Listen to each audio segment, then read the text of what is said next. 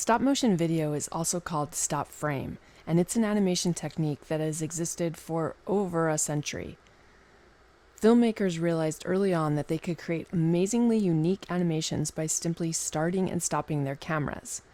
You can use objects, clay puppets, you can even animate real people, and the principles are always the same. You place your subject in front of the camera, you take a picture, you move the subject slightly, and then you take another picture, and you continue this process, and once you have enough images, you can string the images together frame by frame so that the subject appears to move. I wanted to talk to you a little bit about how to set up for a stop motion video. There are a number of ways that you can do this, but I wanted to just discuss a couple of things so that you're prepared when you create your stop motion animations. So we're going to start off right now, and we are going to be shooting down, and you can see I have an iPad. My iPad is being anchored by a candle so it doesn't fall off the table. And I have a Lego set down here that is the subject that I'm going to be shooting. I've used a black piece of paper as a backdrop for my stop motion. Now, if you look at the preview in the iPad, you'll see that in this area over here, we can see some of our paper that was taped up on the wall. So ultimately, we're going to have to crop that out of our stop motion. The other thing that we want to do is we need to be shooting in photos, which my iPad is set to photos. And I want to make sure that I don't have any sort of lighting effects on. I want to pretty much shoot in manual mode as much as possible. So I'm going to click my finger and hold down so that I get this little lock button. And this is how it works on an iPhone. It may be different if you're using an Android. So you'll just need to check your phone and make sure that you're in the manual settings. But now that I have that set up, I can begin to take my pictures. So if I took a picture right here, that's going to be my first picture. And you can see I did have the lighting set to auto, so I'm going to set that off. And I'm going to take another picture. And once you've taken your picture, you may want to go in and just preview your pictures so that you can make sure that everything looks okay. Now, this sort of setup is not really optimal for this kind of subject because this is a 3D item, and really I would prefer to be shooting this item from the side like this. So I'm going to need to move my camera down here so that we can have the best angle. So let's go ahead and do that next. So now what I'm doing is I'm going to be shooting my subject from the side. This will give me a better view of this 3D type of object. You can see for the setup, I'm using a GoPro camera on a tripod, and the GoPro is positioned to look at the subject. Then I am controlling my GoPro from my iPad, which is going to make it a lot easier for me to take pictures.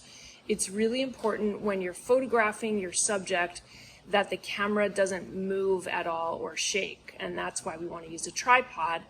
And even if I have a tripod, there is a chance that if I come over here and I start to touch the camera or click the button at the top to take a picture, there's a good chance that I'm going to move my camera.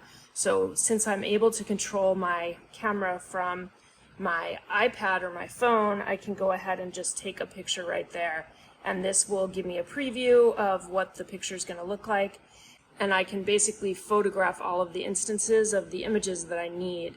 So in this case, I'm going to take my first picture, get it all set up, and it's a good idea to do a couple of test pictures and make sure they're exactly how you want them to be.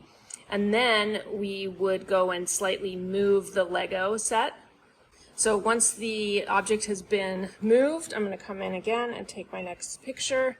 And as you can see, the camera is taking the picture, and then we would move the object again.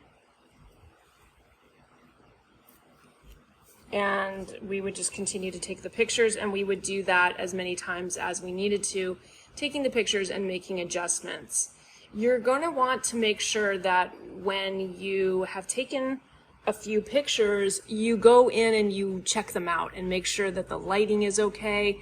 Now this particular object doesn't look too bad when we look at it, but we can probably improve this by adding some lighting. So let's do that next.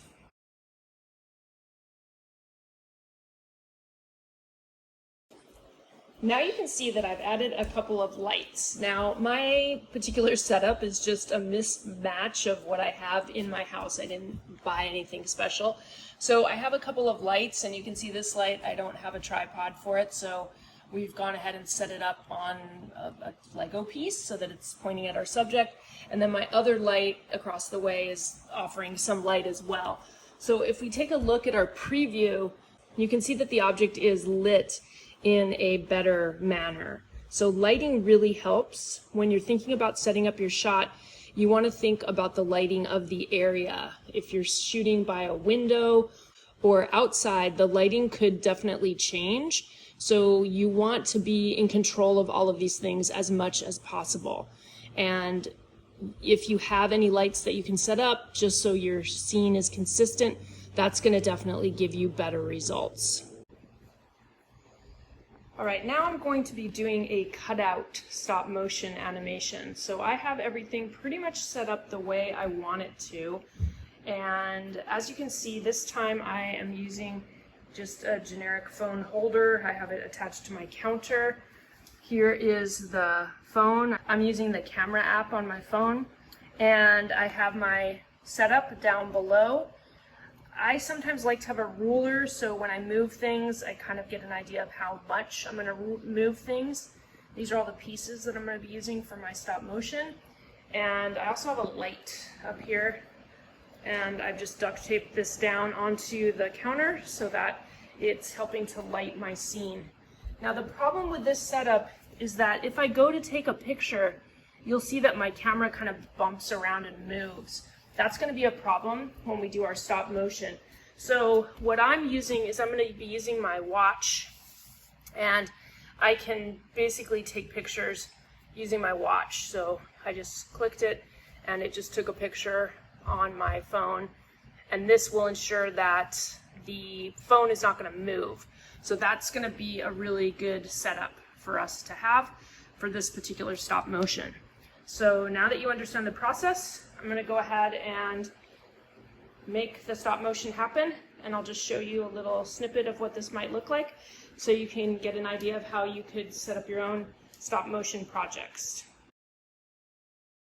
I hope that having a little preview of some of the process in regards to stop motion animations has been helpful to you and has given you some ideas of the things that you have around your home and what you might want to use in order to create your own stop motion video. Just remember that it doesn't need to be super high tech.